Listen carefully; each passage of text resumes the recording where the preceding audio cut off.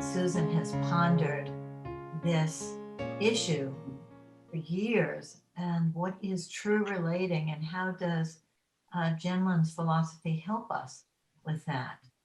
What uh, what is meant by fitting in or pouring out, and how do we deal with conflict?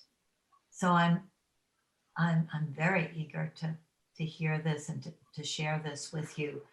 And I've always thought of July 4th as Interdependence Day, because we um, true independence is interdependence, and interdependence is really um, hinges on our ability to relate and to deal with conflict and um, clashing of needs. And so it seems very fitting that we should talk about this paper on Independence Interdependence Day. Those of you who aren't from the United States, this is probably just an ordinary summer Monday. And so you'll let us know what the ordinary summer Monday thoughts are. So I want to introduce Susan as one of our team members for our community empowerment project, and you're going to be hearing more about that project as this training that we've done for 10 months is coming to a close, and we'll be having a new one starting in October. And Susan is a long time focusing oriented therapist. And I think of Susan as someone who is a senior ponderer of authenticity. And there's a video focusing conversation with Susan, a couple of them, on my YouTube channel about authenticity. So you can look that up later. Okay, Susan, you're on. Okay. Well, thank you, Lynn, for this beautiful introduction. It's really exciting to see all of you. Please let me know if you can't hear me, because sometimes people have trouble hearing me. It's really exciting to try to bring certain parts of this paper to you, certain parts that mean a lot to me. And even though, I know that you've read it, I keep finding new things when I read it, new aspects touch me. And I hope that will be so for you. So we will see. So let's take a breath, a pause, be a couple breaths, and feel our sitting, our being together. So I'm just going to outline certain things in the paper as a way to get into it. For those of you who haven't read it or don't have it, it's very easy to get by you just Google Gene Gendlin and then the title, Fitting In, Pouring Out, and Relating, and it comes right up. Melinda will also put that in the chat. So what I'm going to focus on in the paper today is conflict. This is what struck me the first time I read it. I think because I don't think I'm good at dealing with conflict. It scares me. I was brought up to, keep things nice.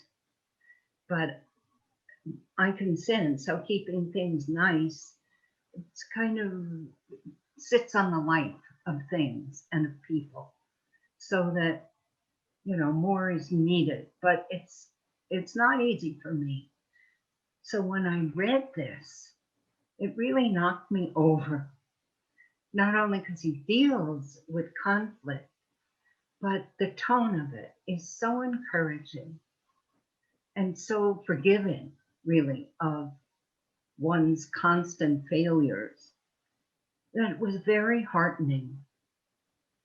And also, his sort of solution has to do with being real, not sitting on oneself. And that was very heartening to me too, because I felt often that I wasn't very real being with people. Okay, so I'm going to try to give you a sense of all of that. He first talks about fitting in and pouring out.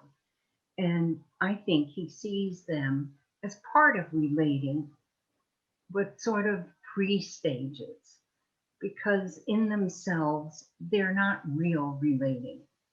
You can sense fitting in, which has a feeling of narrowing and compression, that it's not expansive. He says it's a way of putting oneself away and going along with the setting, doing what we think people expect us to do, but not coming from deep inside. It's being your role. And at one point in society, he says this was necessary and it was helpful, was grounding for people, and maybe they even felt real, but that it doesn't work anymore. More is needed than that. So the second way of relating, or partially relating, he calls pouring out. And that's what it sounds like. Pouring out from your guts, from your depths, your feelings, your passions, your arguments, your individuality, and regardless of where it's going and to whom it is being poured out on. Pouring out in itself is really about the person who is pouring out. It's not, doesn't take into account the other person, where they're at, what they might be feeling.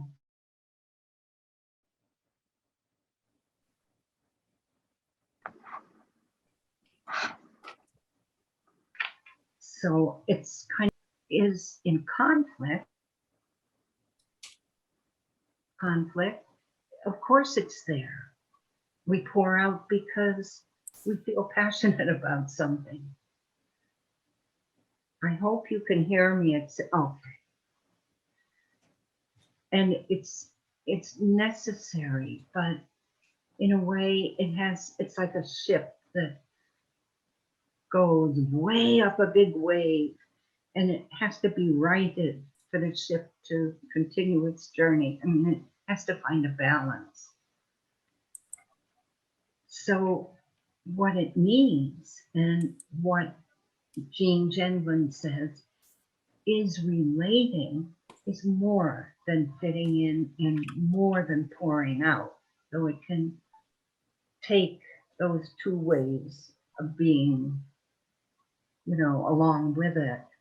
And he says, first of all, that real relating can take a very long time for us to develop the skills, and that it may look like fitting in because it's comprised of listening carefully to the other person, making sure that the other person understands how we mean something that we say.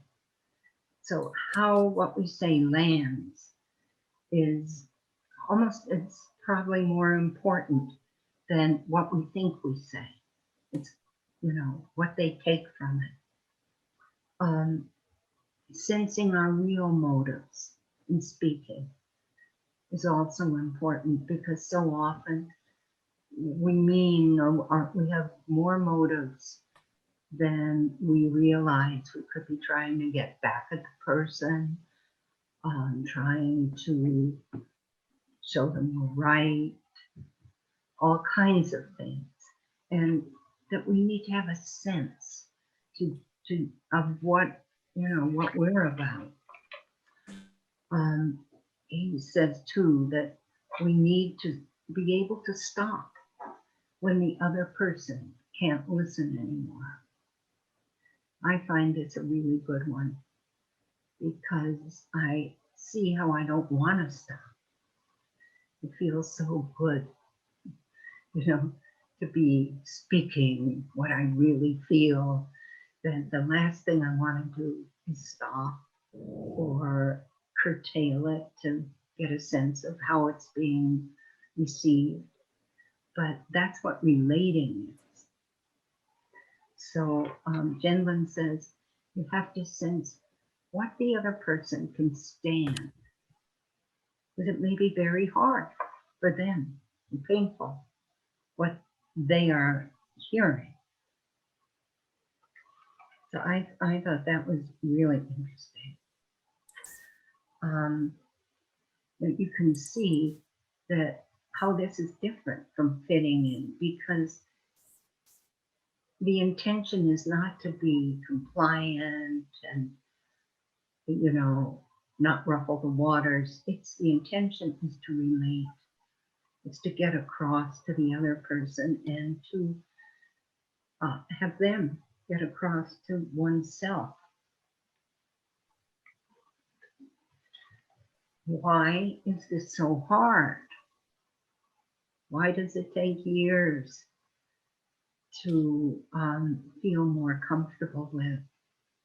Well, conflict is uncomfortable because it's two sides.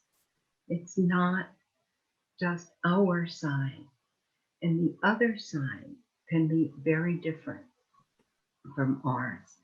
Gendlin calls us snowflakes, and he says no two snowflakes are alike. He also says it feels good to pour out if you're on that side, and it feels bad to be poured out upon. It feels good to be sharing from deep down and saying what you really think, not fitting in, bursting those bounds. But what's coming on to the other person can feel overwhelming. It can feel like an attack. I can remember about 10 years ago having a problem with a friend where I felt that she just wasn't there for me in a couple of interactions we had. And I felt that to be true to myself and to our growing friendship, I had to bring this up. So I was a little afraid. I was afraid, but I made myself. And I remember the feeling of pouring out how good it felt, to finally be honest and say what I really felt. I was completely shocked that she didn't like this at all. In fact, she was shattered. She couldn't take it in. It made no sense to her. And she said she felt blindsided. It really was kind of the end of a friendship that had was starting. And it was really hard for me I was so surprised by this. And I see, that I had the feeling that how I saw things, because they felt so right, my interpretation. I expected her to get it and to feel the way I felt. So here is, I think, a good example of well-meaning pouring out that really went horribly wrong. So, in this article, I kind of kept an eye out for what can help us to go beyond what I just described.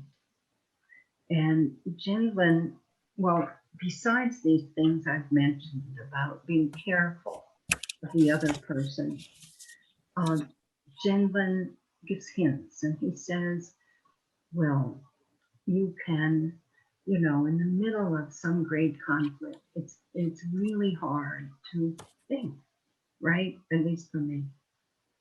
And he says that you can try to step back inwardly. To me, that's take a pause. And it says make room inside for your own reaction. Just that. Stopping, taking a breath, getting a sense of where you yourself are. I think that's enormous.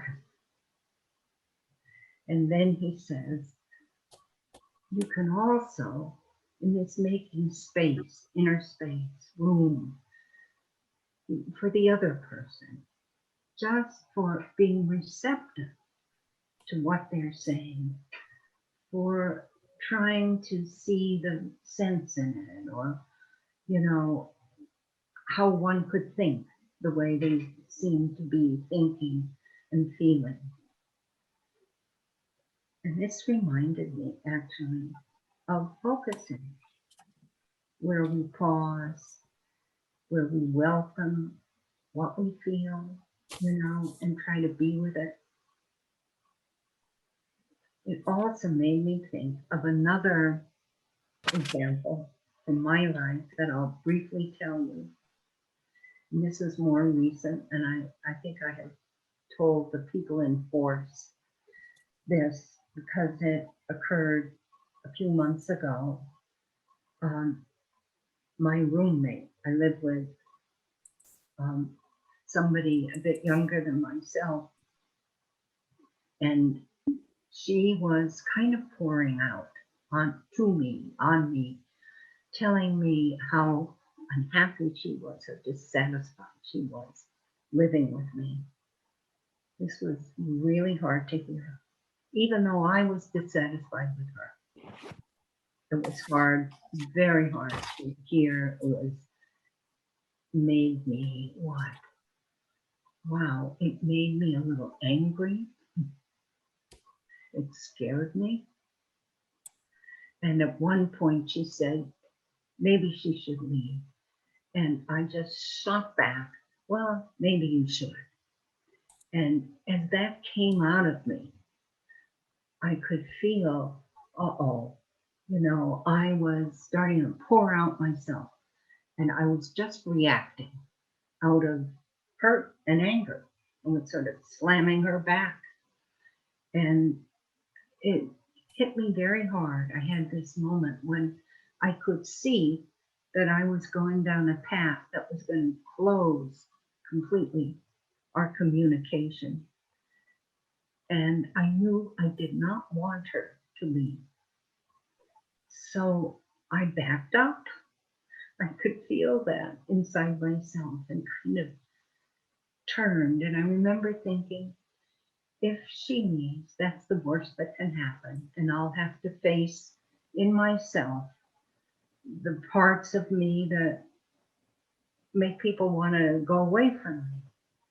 And I can face it. All that sort of flashed.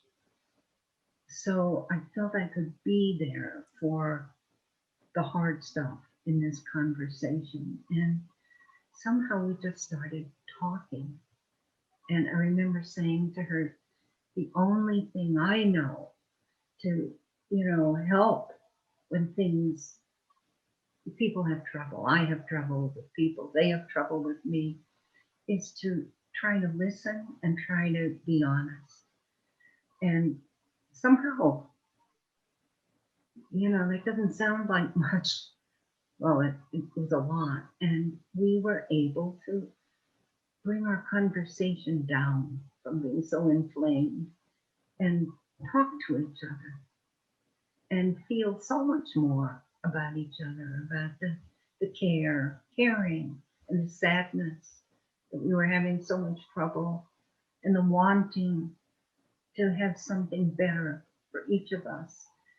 And at the end, I remember feeling just deeply happy.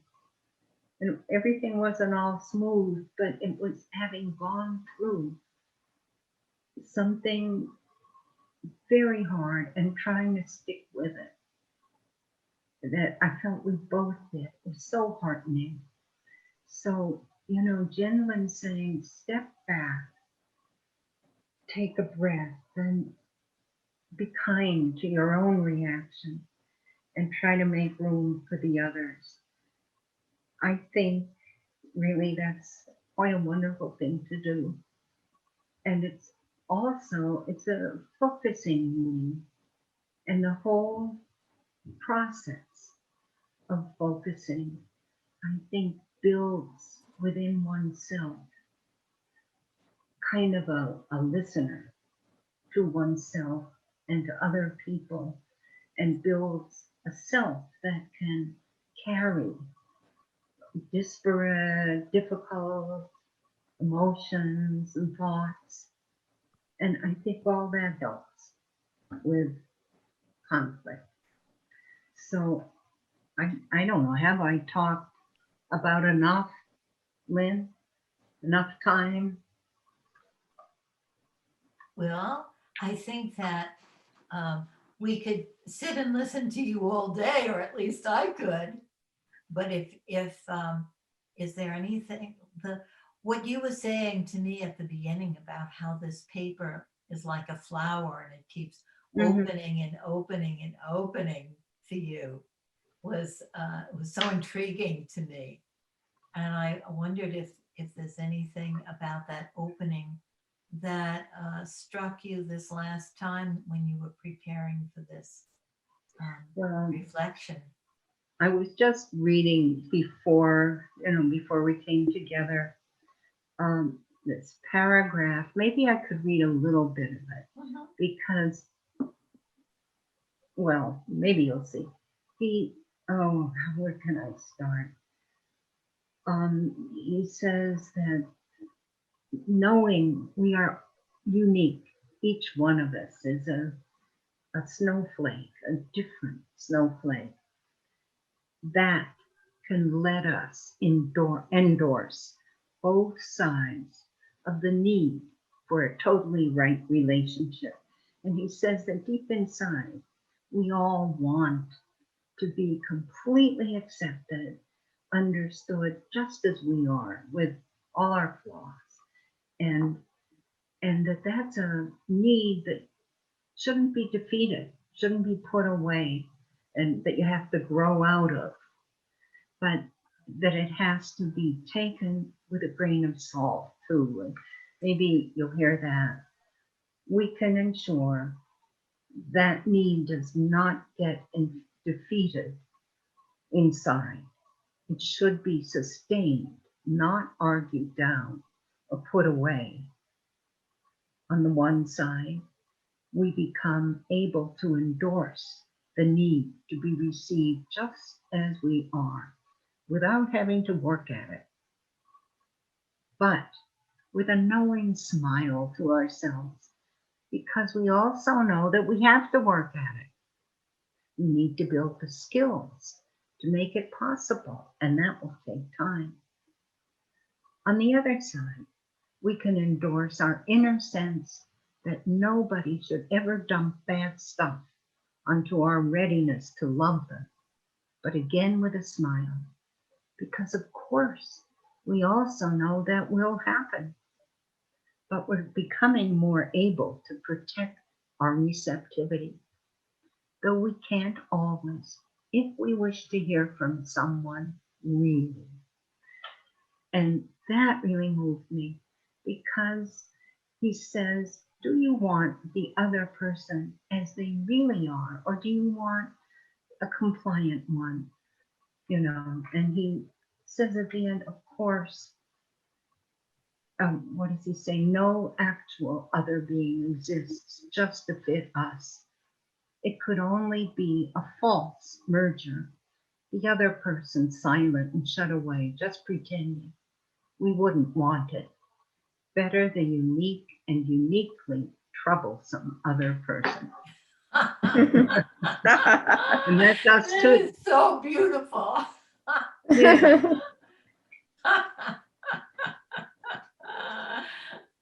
Oh, So, why don't we just take a yeah, breath here and then see what people have to say there? yeah. That was so beautiful the way you read that, Susan. Thanks. Maybe you could send us that quote. I'd like her to read it again. Okay. Shall I? Let's see. There is an inner longing that others should fit us exactly and still really be themselves. I think I didn't read that before, but it's real good. We can endorse the longing, but again with a smile. Of course, we want both fit and realness, but we get both only in spots. I think this is a new quote. I'm sorry. Each I page, did anyway. each page is And an then put both of them in the chat for us. oh Perfect. boy. Okay, it's going to take me a while. No other being exists just to fit us. That's it. It could only be a false merger. The other person, silent and shut away, just pretending. We wouldn't want it. Better the unique and uniquely troublesome other person. I think that's it. That was great. Better the unique and troublesome Troublesome. the person. Yeah, but real person. Yeah. Real person, yes. Yeah. So I'm very eager to know what what touched you, what resonated, and what you all feel about this conflict. Just the whole topic of conflict, how that is for you, any of that. It's a lot. What struck me, and thank you for your authenticity here. I really felt it. Mhm. Yeah. Yeah, I'm thinking of the pouring out, like certain relationships where there's pouring out and I'm being poured on, and it's not about me, it's about the other person's life. But there's so much detail and there's so many words and so much energy that I start to feel smothered. And when you said about Gene Gendlin, like you could take a pause, and make some space inside, Yeah. that felt really good.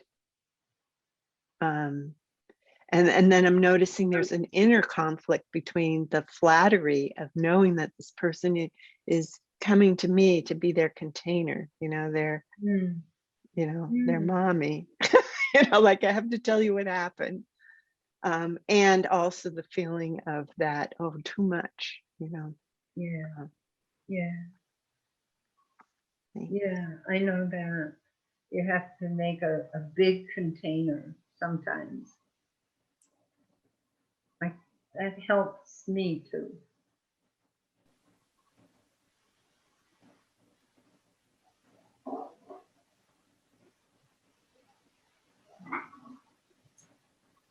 It's such a complicated art to represent yourself, but your larger, deeper self in such a way that doesn't shut down the other person or make them wrong or bad. And that kind of situation, Laura, is so difficult to say.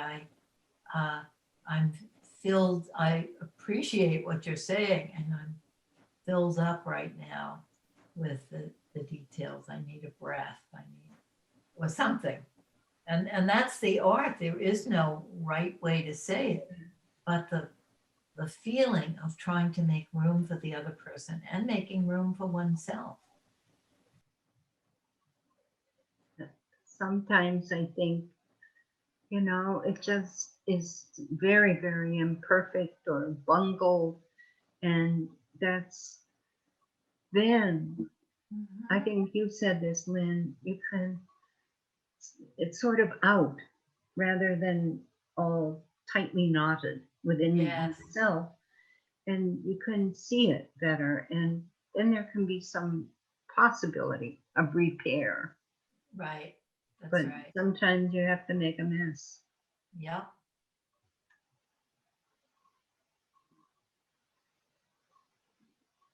Um, this is this is Claudia. I didn't read the paper, but as I listen to you, that reminds me the relationship is like a dance. So fitting in is when the other person is stepping on you when you dance and you don't say anything. Mhm. Porno is when you're stepping on, Yeah. Yes. right? And then some people just never know how to dance. Right. And so each partner is a different relating. Mm, Yeah. Yeah. such it's a good different. point, Claudia. Each is a new relationship, a new relating, a new moment.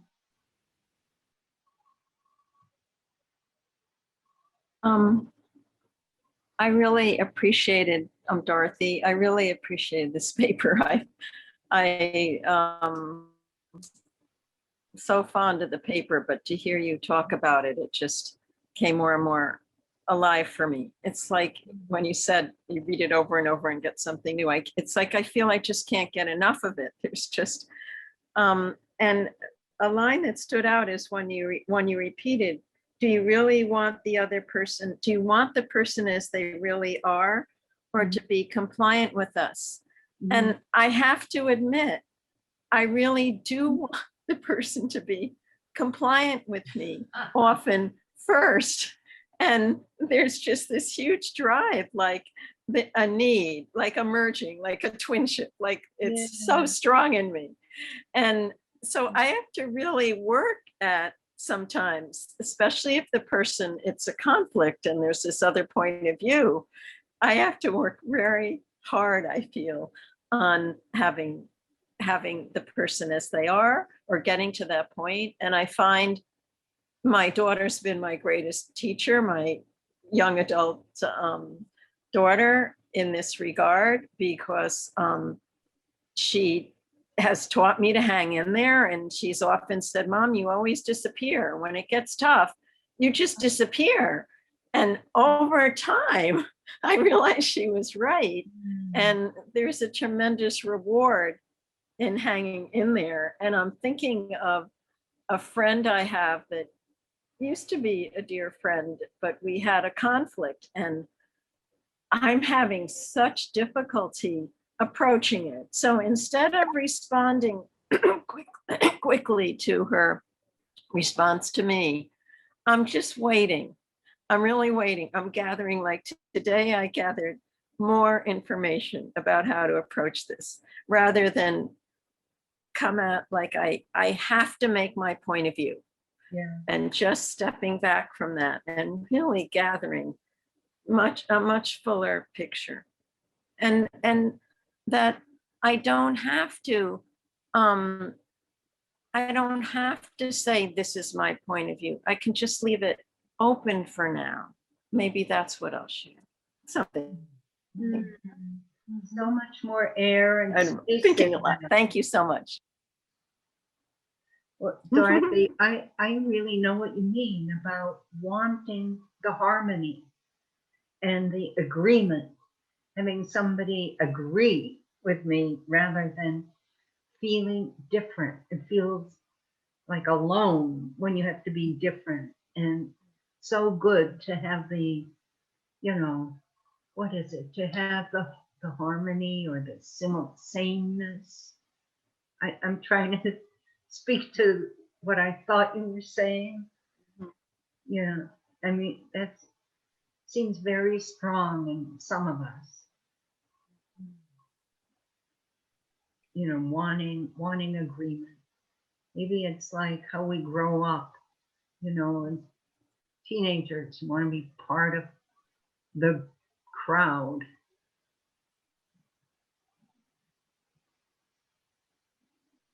I think the pull has to, this is Lynn. I think the pull has a lot to do with wanting to connect, wanting to be part of a unit or some kind of wanting to be with another. And how to be with another is something we've obviously learned from growing up, but this moving towards conflict or resolving conflict is not always part of our toolkit. And I think it's an ongoing process. But the pull to want to connect, I think makes this kind of pausing and creating space for ourselves and the other so essential. Mm, Right. yes. So It occurs to me that for Heinz Kohut, who is the founder of self-psychology, Right. that need for twinship is one of the 3 essential ingredients of well-being, that we want that sameness. It's the easiest way to connect is through the sameness, and that it's just a basic human need. And so it takes a lot for us to be able to transcend that need while still taking it into account and honoring it.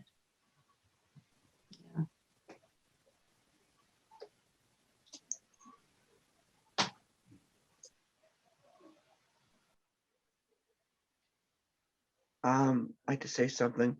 This is very good direction, and I see a lot of merit here.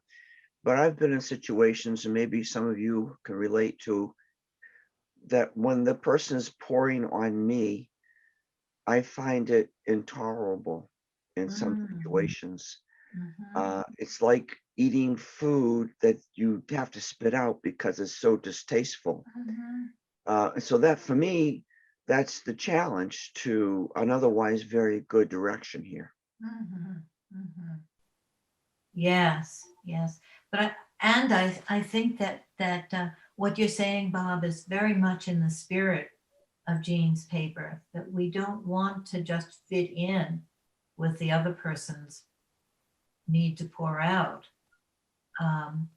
We always have to be with ourselves and honoring our own needs and finding space for ourselves and taking care of ourselves in order to take care of the other person.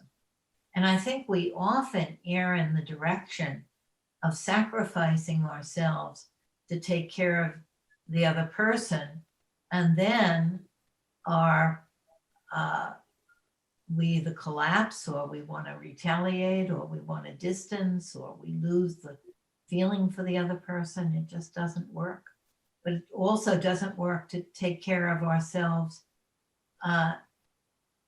and sacrifice the other person and forget about them. I thought your story was a beautiful one, Susan, about that with your roommate.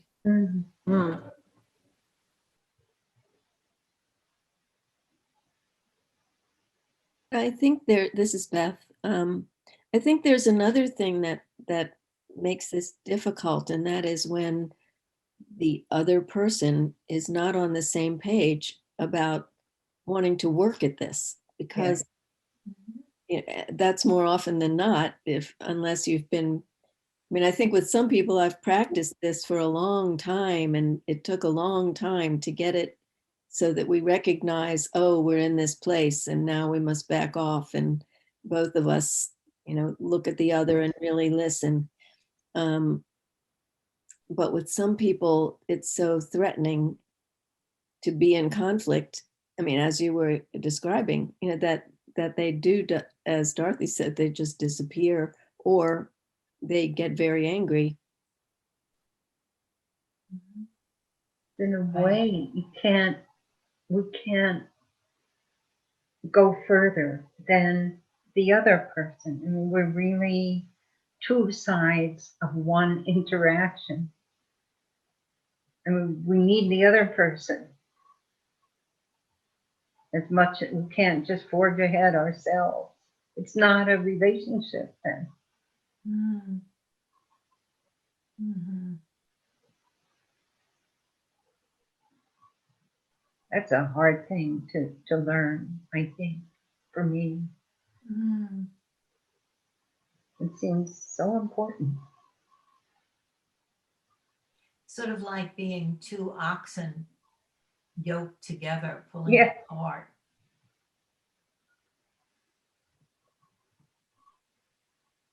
And then if we think of it in the broader terms of political situations, it becomes even more complicated and difficult. Yeah. How would you put that? Well, two sides of a political opinion are yoked together, and you can't just go ahead with your side of things and leave that other oxen behind. It's just you're yoked together and responsible for this cart that you're pulling. Mm. You know? Yeah, you can't go each one direction.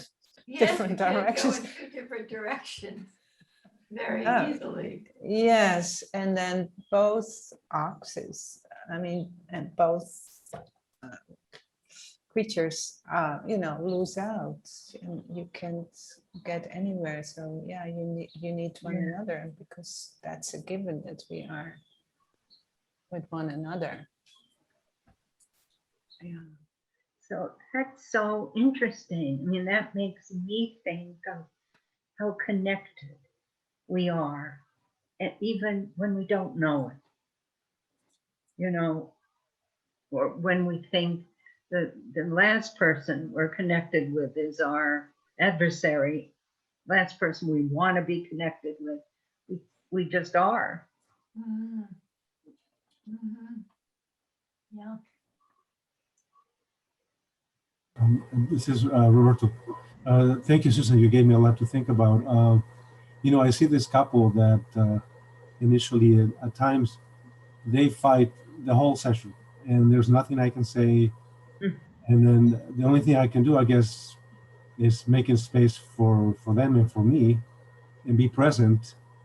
And then it seems to be that lately they think that when they do that, when they just really nasty at each other for an hour, and that they can be themselves, and there's value to that. Because say things like, oh, we got to be respectful to Roberto, but I don't expect that. But then afterwards, it's like they feel that they can be themselves. Um, but I remind myself that I want to be present for them, Yeah. and without saying much. But then you're part of it too, Roberto, right? That if they're sort of pouring out on each other with you, you're part of the interaction too, and you have your unique, individuality there and needs. Hello, this is Sophie. Thank you, Suzanne. This is lots to reflect, think about. There's one piece also that is sticking or is staying with me. The piece when he says something like that we want to be received as we are, and then we smile because we know that we want to be received as we are without working at it. And then, there's this pause and then you smile. Oh yeah, You know, when is that possible? Is that ever possible, really, as an adult?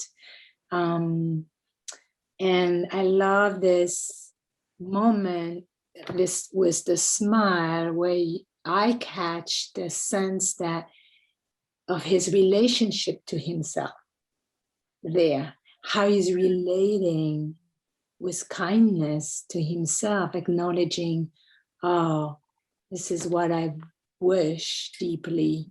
And yeah, is, you know, most likely it will not happen, and it's okay. This is beautiful. Yeah. To be in relationship with oneself that way, to really acknowledge that's what I need, and probably it's not going to happen, and it makes me smile, you know. Thank you, Sophie, for bringing that part out, the smile, of it's okay. Right? My Freudian supervisor used to lean back in his chair and say, "Oh, it's a schmutzy business. It's okay." I wonder if we should have a brief attunement and go into our breakout rooms now and talk with each other and then come back at 9:30. That sounds like right timing. Sure. Susan, you were going to give us a Yeah. little Yeah. way of speaking with each other. So let's take a couple of breaths. After so much thinking,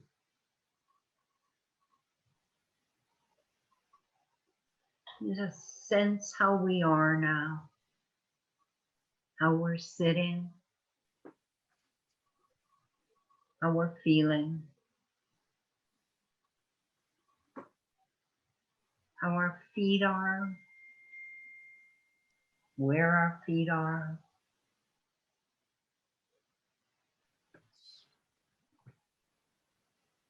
And all that we've been thinking about and sensing and feeling about being with other people, other difficult people, people we need, and bringing up, letting come up some time when you had a conflict with somebody.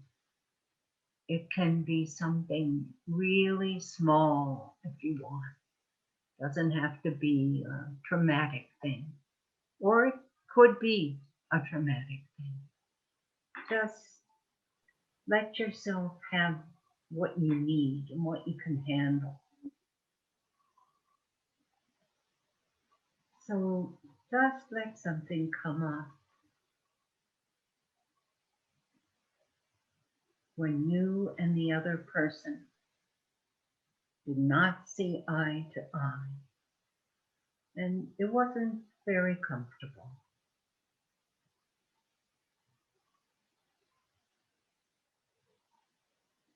And let yourself have time to sort of scan the situation,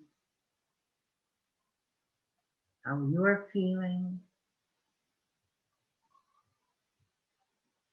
what comes up in your gut.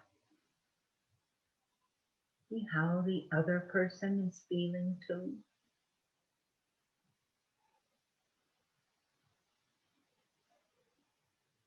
And step back a little inside. What is needed to unlock things, to let them move?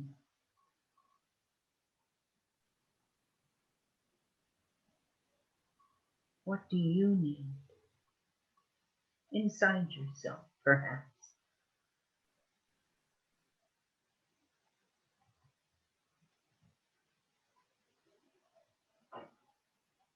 And let yourself stay with that for a bit.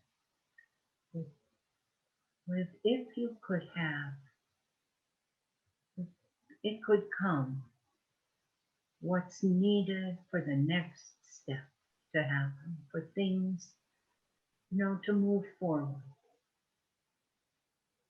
Unlock. Maybe something small.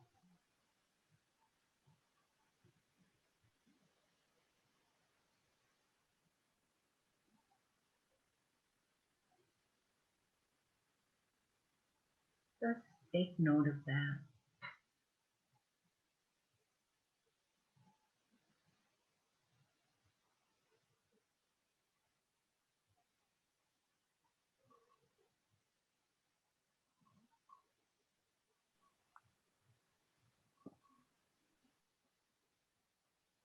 Kind of file that away. Might be something that you can share if you wish.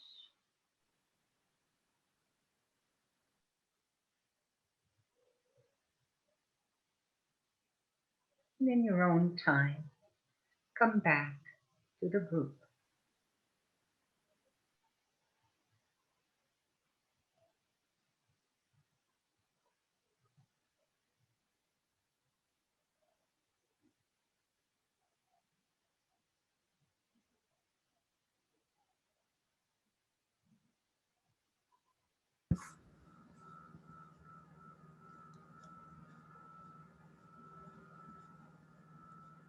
Thank you, Susan. Welcome, Lynn.